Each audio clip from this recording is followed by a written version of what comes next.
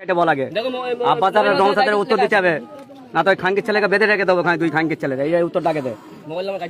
আব্বাসের মারে সৎ, তারপর ঠিক কর। তো আমার মা আমার বাপ গাল খেয়েছে, আমি হক কথা বলি বলে তাই গাল খেয়েছে। তাহলে কি হক কথা বলা বন্ধ করে দেবো? না, বন্ধ করবো। এটা হয়তো আমার আল্লাহর পক্ষ থেকে পরীক্ষা। হ্যাঁ, আমিও দেখেছি অনেক কষ্ট হয়েছে। কিছুদিন আগে কলকাতায় দাঁড়ি ভর্তি নিয়ে গাল দিয়েছে। গতকালকে তারা নিজেরাই গোষ্ঠীদ্বন্দ্ব করলো, আমার মা তুলে গাল দিচ্ছে। তোর যদি আমাকে এতই মারা শখ যায়, তোদের ভাঙড়ে যখন যাই বেরো দিবি ডাইরেক্ট। আমার মাটা কি করেছে? আমার মাটাকে ধরে টানছিস কেন? তার কি দোষ আছে এখানে? যদি তোর নজরে মনে হয়, তোদের নজরে মনে হয় আব্বাস খারাপ, আমাকে মেরে দে, কিন্তু আমার মাটাকে ধরে টানলি। তবে আল্লাহ দেখেছে, আল্লাহ বিচার করবে। পাশাপাশি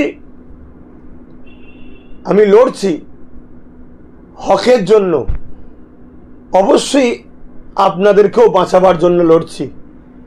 এক ইমানি দিক দিয়েও বাঁচাতে চাইছি, ধর্মের দিক দিয়ে জালি হুকুমাতদের হাত দিয়েও বাঁচাতে চাইছি। আজ আমার মা আমার বাপ গাল খাচ্ছে।